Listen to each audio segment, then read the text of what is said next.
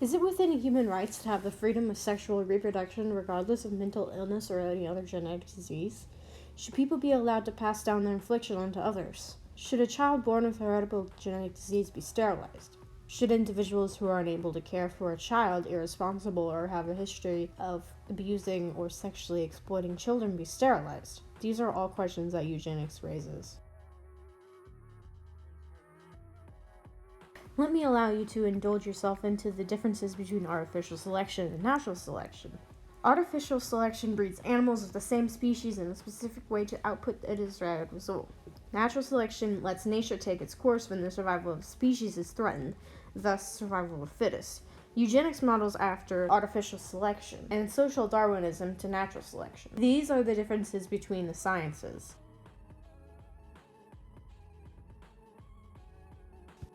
Sir Francis Galton was the cousin of Charles Darwin and the first scientist to have coined the term eugenics in 1883. Its meaning has been perverted over the years. Galton introduced the idea, encouraging more intelligent people to have a greater number of children to improve the general population's intelligence after a few generations. A study done by psychologist Douglas T. Kendrick in 2013 determined that larger families are likely to be poorer, and poverty triggers early puberty and earlier reproduction. All of these factors combine to ensue that a poorer, less educated young people are more likely to stay that way and produce the next slightly larger generation of poorer, less educated young people. Such as that more intelligent, richer couples realize the risks regarding having a family, and that poorer, less intelligent couples have many children and often do not realize the risk that comes with having children. To be fair, this theory does not apply to every single family in the world or the history of the world. This is why it is called a theory and not a fact. Despite the fact that eugenics is often affiliated with Nazism and experiments on Jews during the Holocaust, other countries were not strangers to eugenic policies. The United States was the first country to adopt eugenics into their society. It gained popularity during the Progressive Era when supported by John D. Rockefeller and Andrew Carnegie. In fact, the Eugenics Record Office was mainly funded by the Carnegie Institution of Washington Station for Experimental Evolution. The goal of the ERO was to spread negatively enforced eugenics into the United States. What is negatively enforced eugenics? Eugenics that forcibly sterilizes men and women due to undesired traits. During the Great Depression, some 15,000 people were forcibly sterilized.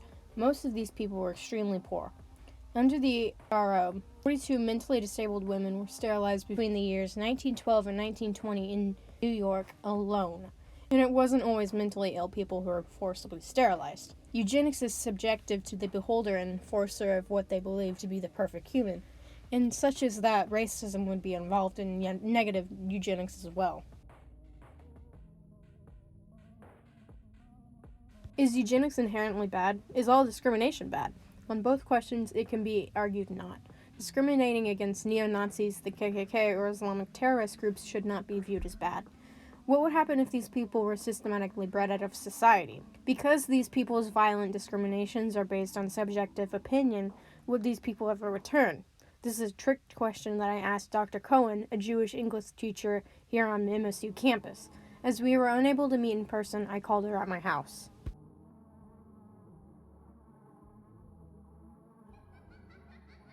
No, you can't breed out an idea.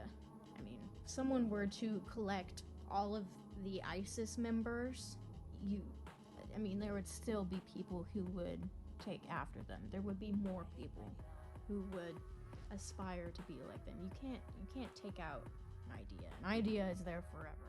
Most of these people have underlying mental issues that incite violence. I believe that using eugenics against people who pose a threat to society is the only exception to eugenics. Otherwise, it discriminates against some sort of party. Unless I knew that there was something that would be perhaps bad, right? More like genetic engineering. I wouldn't want a child born with a heart defect or a cleft palate or more challenging or dangerous. But other than that, no, I would never do that. No, because some people abuse others because that's how they were treated. that's a counseling issue. Those who are, I guess you would say, genetically wired, I still hold out hope that we can change that we can do some genetic work on them. So no, I don't believe in sterilization. Okay. Because there have been cases, I think, recently where sex offenders can be castrated. Right, but that's different than castration. Yeah. Because if you stop giving them the medication, they are then fertile again. It's like taking birth control for a woman, okay? So that's different. That's not permanent. I have no problem with doing something impermanent because, like I said, we could do some genetic altering or counseling or something like that. Yeah, I'm an optimist.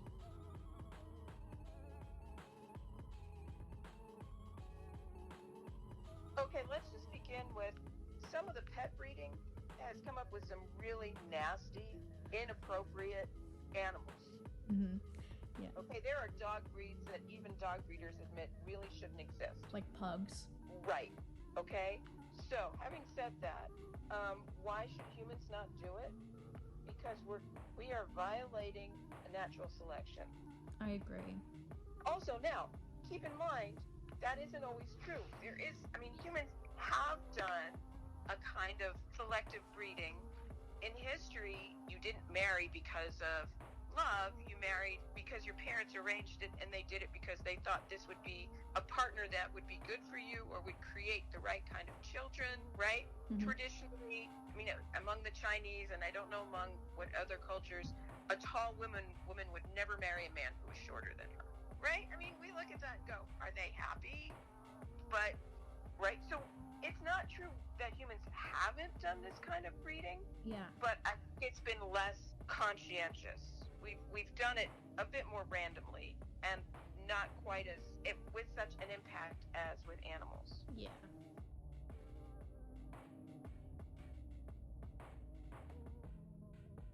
Why did you pick eugenics? Okay, I picked eugenics because so the project is over civil issues. Most people chose like women's suffrage or like the LGBTQ or the KKK and stuff like that. Right.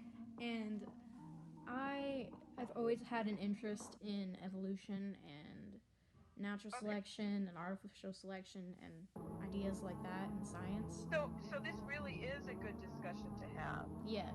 Look, white supremacists believe that being white is superior, and so what they do, the white supremacists really believe this, that people with light skin are better, and so they really do believe in eugenics. So eugenics is I think it's a serious and interesting discussion to have. What is it and how does it affect us? Because how do you classify people? Why bother classifying people? Yeah, it's all subjective. Right. It's all subjective. I'm sorry. I pick my friends by what kind of people they are, not what color skin they have. Exactly. I would hope you would. Are they a good person? Are they a kind person? I have a girlfriend who has a 2-year-old, and pardon my language, but I quote her, I don't care what my kid grows up to be as long as they don't grow up to be an asshole.